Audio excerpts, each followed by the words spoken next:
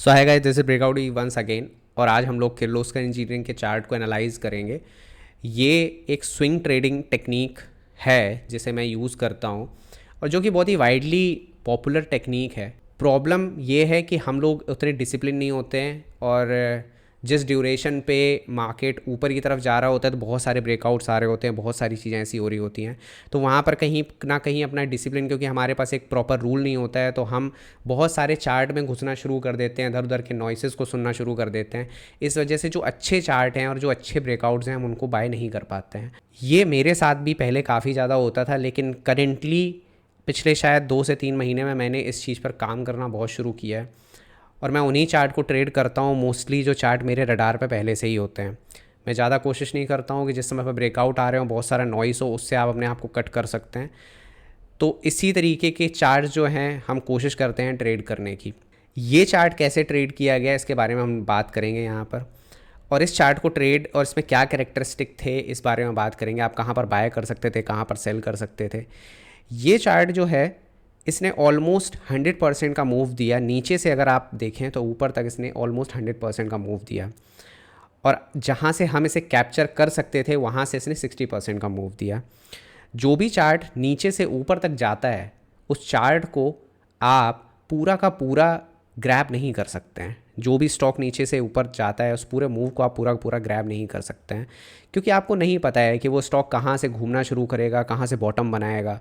तो आप कोशिश करिए कि आप उसे बीच से कैप्चर करने की कोशिश करिए, और बीच से कैप्चर करना बहुत आसान होता है इस वजह से क्योंकि आपको उसकी स्ट्रेंथ का पता चल चुका होता है कि वो स्टॉक स्ट्रेंथ में है। तो सेम किर्लोस्कर इंजीनियरिंग के चार्ट के साथ हुआ। कैसे हुआ वो हम लोग देखते हैं यहाँ पे। किर्लोस्कर ऑयल का ये जो चार्ट है, ये आप देखेंगे कि इसने क्या किया, इसने यहाँ बॉटम से लगातार ऊपर जाके यहाँ तक पहुँचा, तो लगभग ऑलमोस्ट अगर हम यहाँ पे इसका मूव देखें तो कितने परसेंट का मूव था, ये 30% का मूव था फ्रॉम द बॉटम। तो ये बात मैं पहले भी बता चुका हूँ और मैंने ट्वीट भी किया था, और इससे मेरे को ये याद आया कि आप ट्विटर पे मेरे को यार फॉलो कर सकते हो, क्योंकि वहाँ मैं अच्छी अच्छी चीज़ें ट्वीट करता रहता हूँ। और अगर आपने वहाँ पर फॉलो नहीं किया है तो आप एक बार फॉलो कर सकते हो।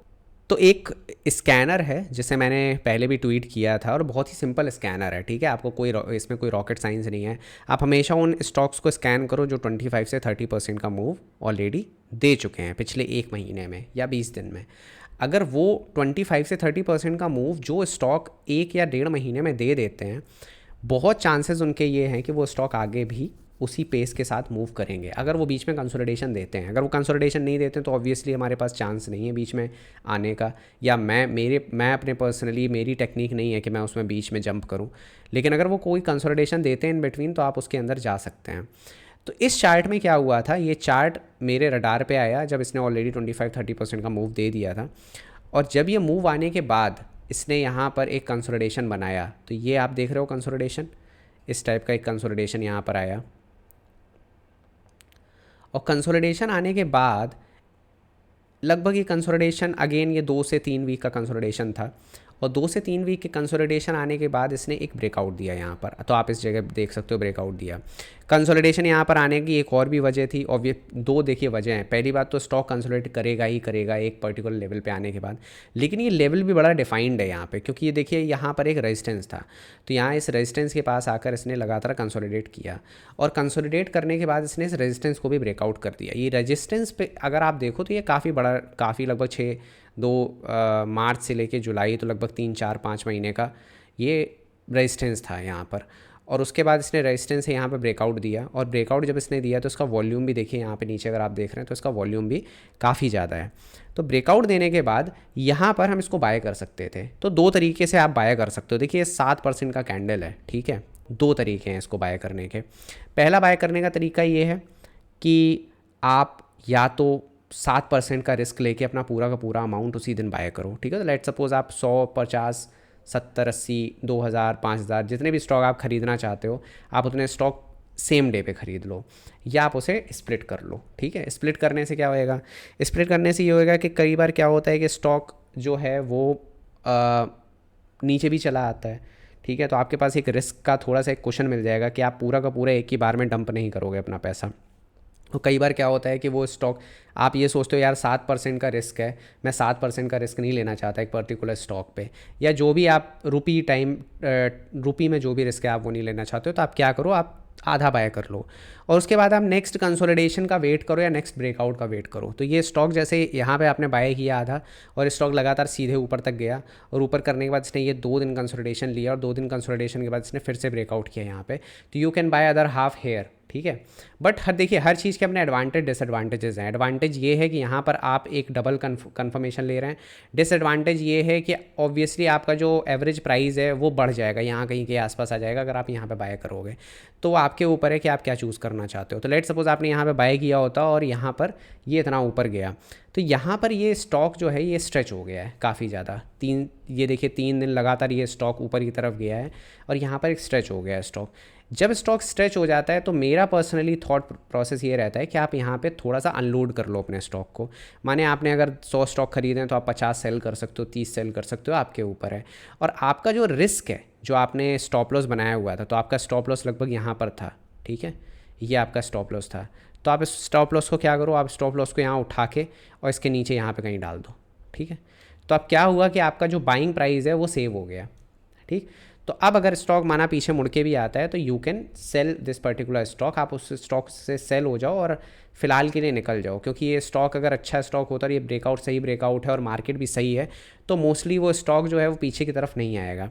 और अगर पीछे की तरफ आता भी है तो आप फिलहाल के लिए निकल जाओ और दोबारा से जब वो ऊपर आता है तब आप दोबारा से एंट्री ले सकते हो, तो आपके ऊपर है। तो यहाँ पर मैंने इस स्टॉक को खरीदने के बाद ये यहाँ तक गया, I have almost unloaded 50% here, 50% के आसपास यहाँ पर अनलोड किया। उसके बाद ये स्टॉक देखिए, उसके बाद ये स्टॉक धीरे धीरे धीरे धीरे करके स्ट्रेच हुआ और ऊपर की तरफ और ऊपर गया। And you can again unload rest 50%, let suppose 30% आप यहाँ पे अनलोड कर सकते थे, थोड़ा स्टॉक यहाँ पे और थोड़ा बहुत रोक भी सकते थे। देखिए ट्रेंड लाइन के हिसाब से आपको पर्टिकुलर एग्जिट कहाँ मिल रहा है। अगर आप यहाँ पर एक ट्रेंड लाइन डालो, ठीक है, जो लगातार एक बार यहाँ पे टच कर रही है, एक बार यहाँ पे टच कर रही है, एक बार यहाँ पे टच कर रही है, तो देखिए ये वैलिडेट हो गई है ट्रेंड लाइन। अगर इस ट्रेंड लाइन को ब्रेक करता है प्राइस तो आप यहाँ से एग्जिट कर लो। तो ब्रेक कहाँ पे कर रहा है, पहली बार ब्रेक कर रहा है यहाँ पर रेड कैंडल के साथ, तो आप इस दिन भी एग्जिट कर सकते हो। तो आपके ऊपर है कि आपको कहाँ एग्जिट करना है। अब देखिए कई बार क्या होता है कि ये स्टॉक हो सकता है यहाँ से भी ऊपर चला जाए, ठीक है, तो वो तो देखिए कोई नहीं जानता है कि ये स्टॉक कितना ऊपर चला जाएगा और कितना लगातार ऊपर जाता रहेगा।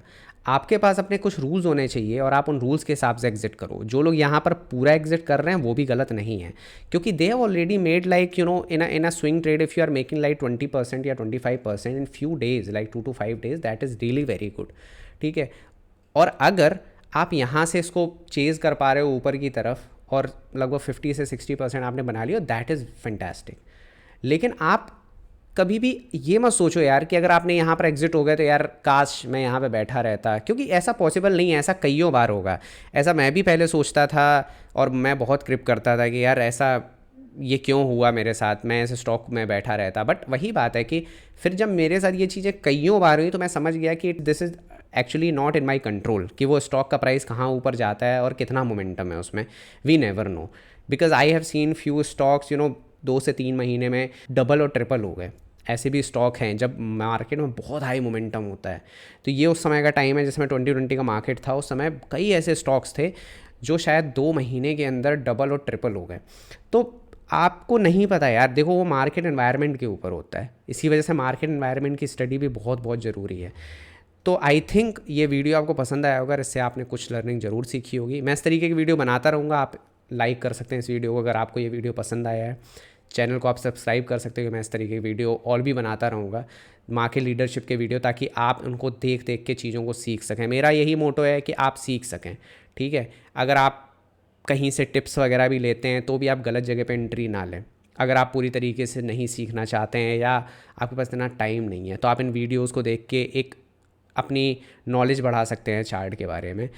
अगर आप इस तरीके के चार्ट्स को ट्रेड करना चाहते हैं और आपके पास टाइम नहीं है तो आप चैट रूम भी ज्वाइन कर सकते हैं मेरा, that is a nominally paid chat room. आप वहाँ पर मेरे से पिंग कर सकते हैं ट्विटर पे, मैं आपको उसकी बाकी की डिटेल दे दूँगा।